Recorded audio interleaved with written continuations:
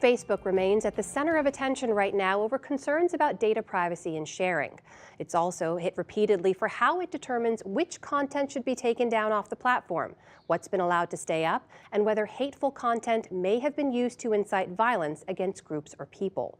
Today, Facebook disclosed for the first time how it makes those decisions. We've spent quite a bit of time exploring some of these concerns. Tonight, John Yang zeroes in on some of the specific challenges facing students, educators, and schools. It's the focus of our weekly segment, Making the Grade. Amna, Facebook listed dozens of topics that could lead to posts being taken down and users banned.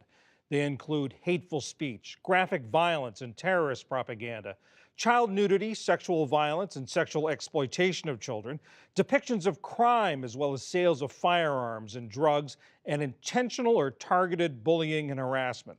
Facebook acknowledges that context matters and that some posts may not be clear-cut.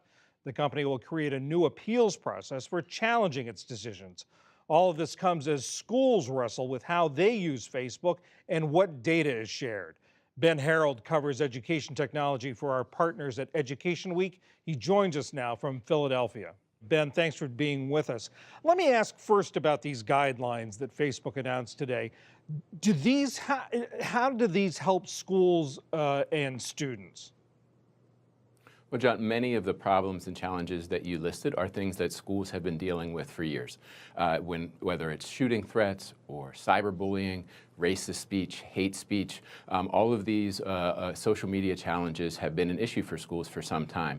I think anything that a big platform like Facebook can do to make its criteria for flagging and removing content clearer and for making the process by which you report that content in order to get it down will be seen as a win by schools. Now let's turn to the other issue about data mining and what data is vulnerable. First, help us understand how does schools these days use Facebook? I think schools in many ways are just like the rest of us. They view Facebook as an essential part of modern life. It's a communications tool when they want to share good news about the student of the month or who won the big game, or if they have a crisis or a tragedy and they need to get information to the public, they turn to Facebook to do it. But I think what the recent scandals and controversy surrounding Facebook have done is started to raise a bigger question. Facebook is very interested in having this conversation focused on how we use Facebook, but what we're starting to see is privacy advocates here in the US and regulators in other parts of the world starting to flip that around and say, how is Facebook using us? What kinds of data are they collecting from us? Who are they sharing that information with, and how is it being used? And to that point, I know that one research group, the National Education Policy Center, deleted its Facebook account and is urging schools to do the same. How likely is that to happen?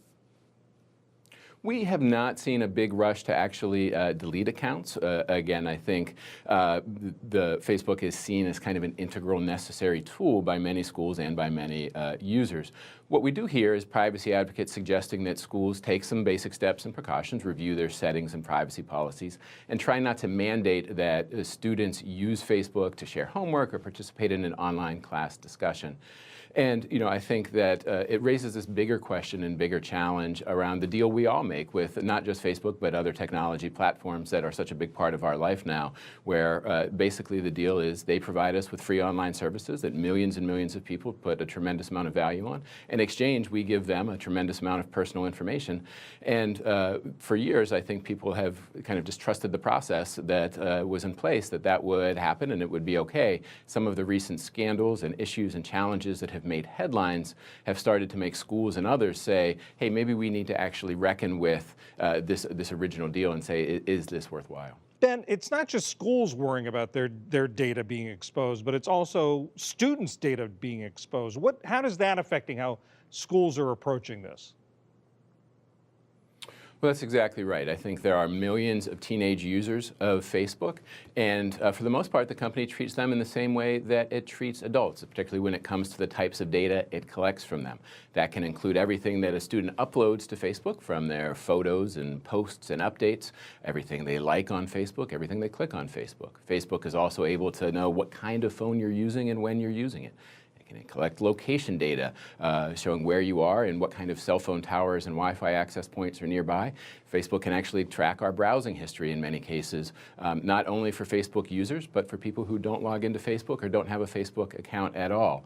And so there's a growing push within schools to try and do what they can to make students aware, not just of their own practices, being good digital citizens and trying to be responsible with what they post to social media, but understanding this broader context in which data is collected and shared and used for all manner of purposes by all kinds of parties in ways that are often invisible to us. And I think the more that both educators and students and parents can understand that, the better off they'll be. Ben Harold of Education Week, thanks for joining us. Thanks for having me. And speaking of all these Facebook developments, tomorrow, Miles O'Brien will begin a special series on the serious problems of false news. And he'll start with an inside look from Facebook itself and the problems of stopping it.